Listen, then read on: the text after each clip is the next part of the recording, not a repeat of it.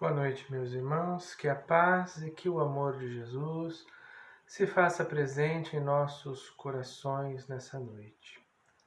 Hoje nós vamos comentar sobre um dos ensinamentos mais falados de Jesus, mas também um dos ensinamentos mais difíceis de serem compreendidos, que é amar aos inimigos.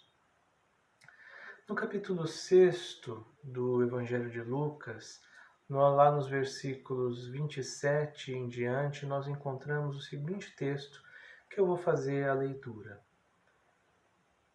Mas eu digo a vocês que me escutam, amem aos seus inimigos e façam o bem aos que odeiam vocês.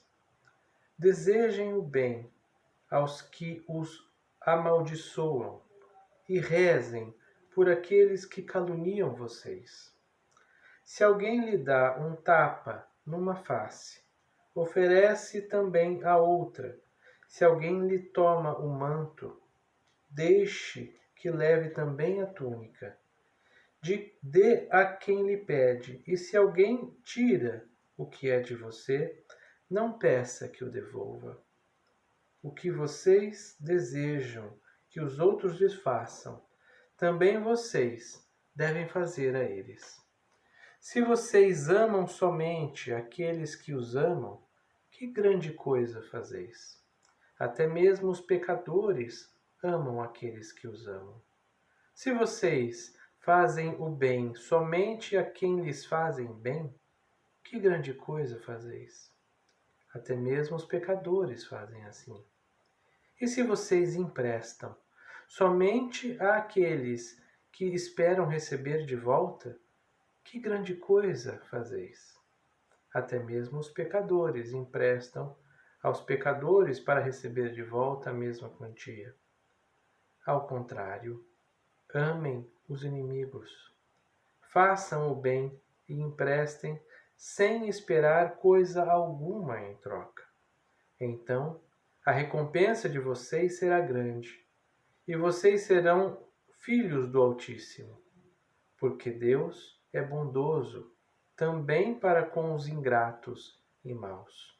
Sejam misericordiosos, como também o Pai de vocês é misericordioso.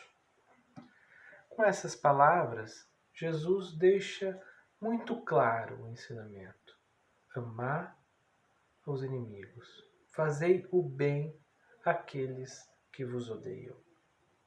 Não existem meias palavras, meios entendimentos, verdades escondidas nesse texto.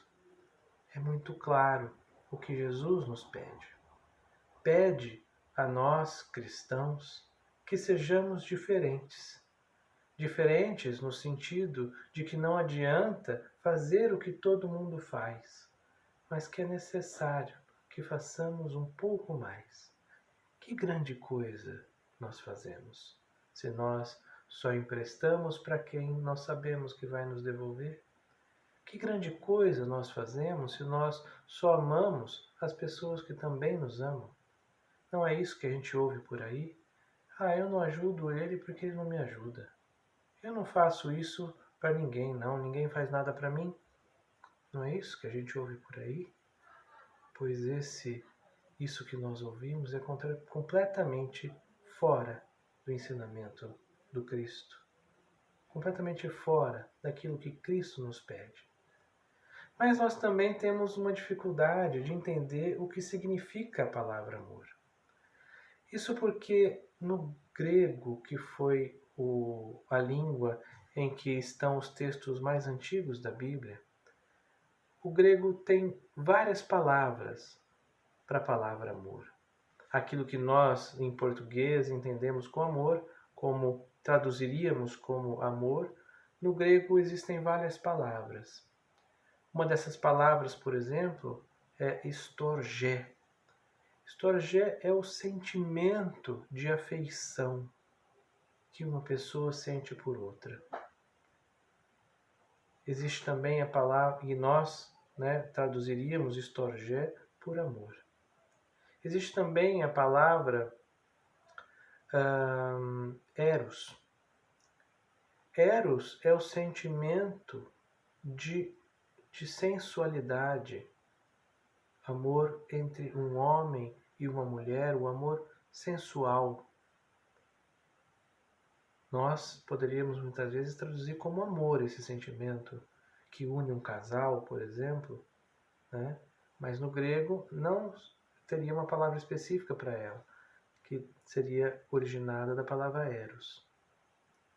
Existe a palavra philos, que é também um sentimento ligado à amizade que uma pessoa sente por outra.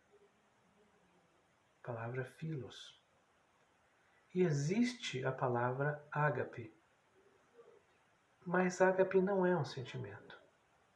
Ágape é uma escolha. Ágape é uma atitude fraternal. Toda vez que nós escolhemos ter uma atitude fraternal com outra, muitas vezes nós, no português, talvez chamássemos de que essa pessoa está sendo amorosa com outra pessoa, mas no grego existiria a palavra ágape. Ser amoroso com outra pessoa significa ter uma atitude de amor, no grego, ágape. No português, amor. No grego, ágape. Mas esse ágape não é um sentimento, mas sim uma atitude, uma escolha que você toma em relação a outras pessoas. Então, se nós formos voltar, por exemplo, naquilo que nos pede o texto da Bíblia, vou ler novamente. Diz assim: se alguém lhe dá um tapa numa face, ofereça também a outra. Isso é um sentimento ou é uma atitude? Se alguém lhe toma o manto, deixe que leve também a túnica. Sentimento ou atitude? Dê a quem lhe pede. Se alguém lhe tira o que é de você, não peça de volta. O que vocês desejam que outros lhes façam, também vocês devem fazer a eles. Então, entendam que o ensinamento de Jesus não é um ensinamento para que nós tenhamos um sentimento de amor para com aquele que nos deseja mal, o nosso inimigo. O que Jesus nos pede, na verdade, é muito mais simples. É que a nossa atitude seja uma atitude do bem, uma atitude positiva, uma atitude fraterna, uma atitude caridosa, mesmo para quem nos faz mal. Isso significa retribuir o mal com o bem. É isso que Jesus nos pede, na verdade, que nós sejamos capazes de retribuir o mal com o bem. Essas decisões que nós tomamos é que são as decisões importantes no nosso entendimento, na nossa vivência do amar os inimigos. Que nós sejamos capazes de retribuir o mal que acontece conosco, porque o inimigo é aquele que nos proporciona algum mal, com o bem, com atitudes positivas em relação ao mal tomado. Isso significa seguir a Jesus. Porque muitas vezes nós achamos que nós precisamos revidar o mal. A sociedade toda, as pessoas todas esperam que nós revidemos o mal. Mas revidar o mal significa o quê? Revidar o mal significa alimentar o mal. E o mal alimentado, ele cresce. O mal, na medida em que ele é alimentado, ele se torna cada vez maior. Então, se alguma pessoa me fere e eu tenho a intenção de retribuir o ferimento com outro ferimento, essa pessoa vai ficar mais calma porque eu a feri também? Ou vai ficar mais nervosa? Se eu chego, por exemplo, a matar uma pessoa, se eu mato alguém, esse alguém que morreu feliz comigo, ou triste, ou bravo, ou raivoso, porque eu o matei?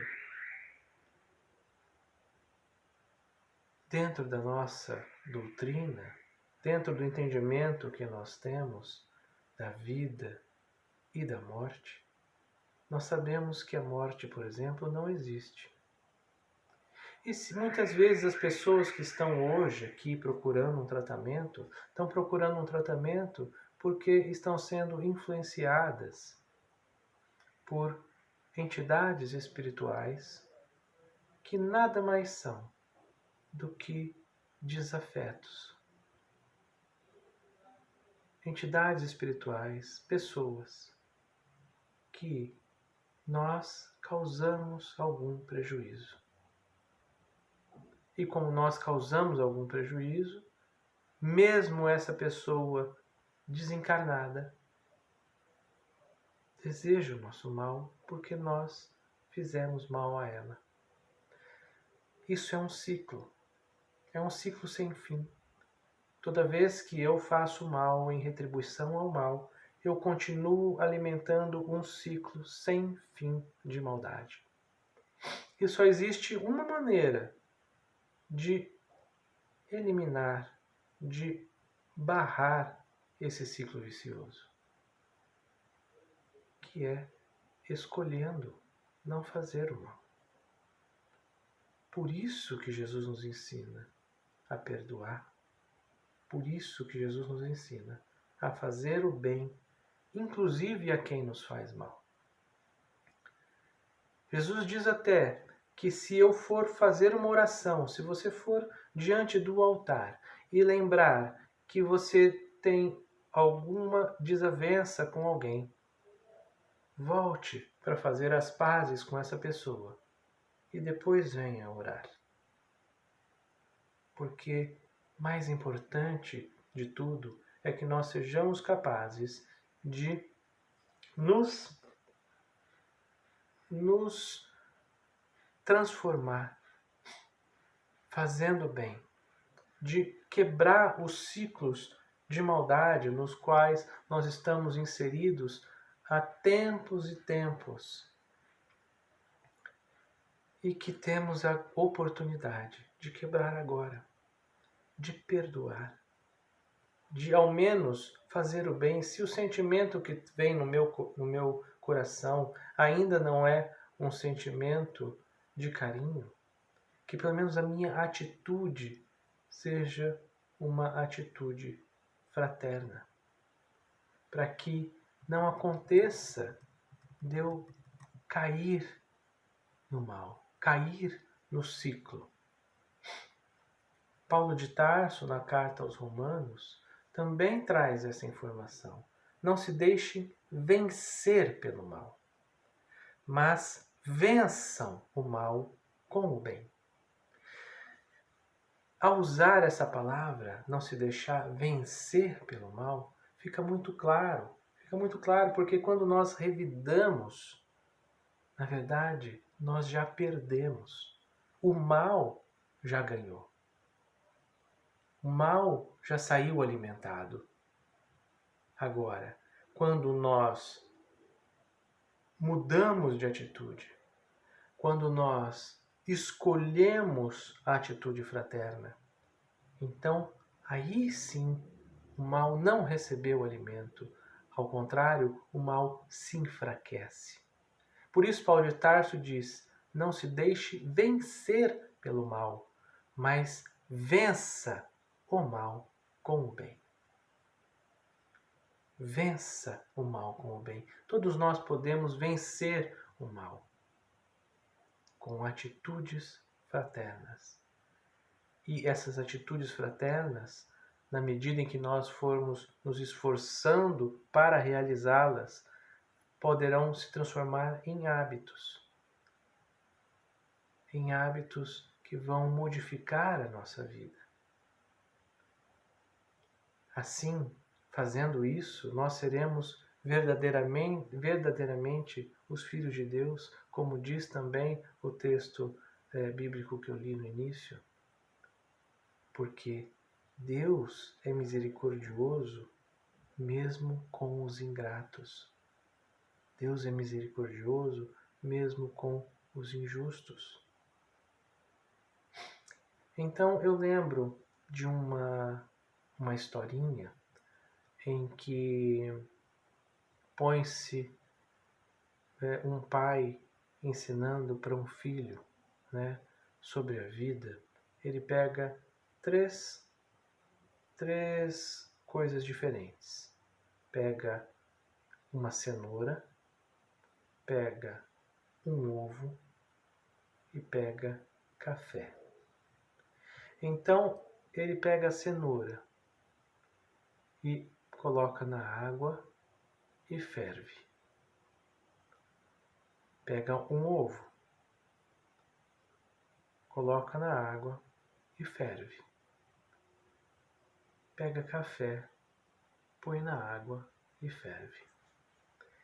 Então, depois de ferver, ele retira a cenoura da água e mostra: veja, os três passaram pela mesma dificuldade que foi a água fervendo. A cenoura amoleceu. O ovo endureceu.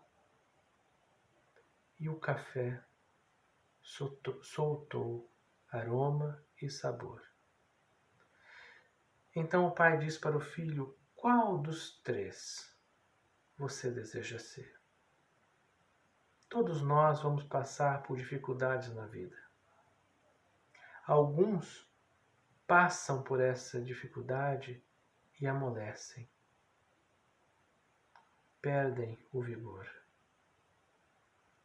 Outros passam pelas dificuldades e se endurecem. Seu coração se transforma como pedra quase e nada consegue tocá-lo. Mas alguns outros ainda, ao passarem pela dificuldade, oferecem o melhor de si, que é o café, que solta aroma e sabor quando passa pela fervura. Então o pai perguntava para o filho: qual dos três você deseja ser? Reflitamos sobre isso. Qual dos três nós devemos ser? Nós queremos ser? Quando nós passamos pelas dificuldades, e todos nós passamos, o mal sempre nos encontra porque nós somos imperfeitos e as nossas vidas passadas nos trazem uma cobrança nesse momento de que é necessário que nós passemos por isso. Ao passar, o que nós exalamos? Como nós lidamos com isso? Reflita sobre isso. Reflita sobre retribuir o mal com o bem. E siga esse exemplo, esse ensinamento que Jesus nos deixa. Que a paz do Cristo permaneça em nossos corações, hoje e sempre.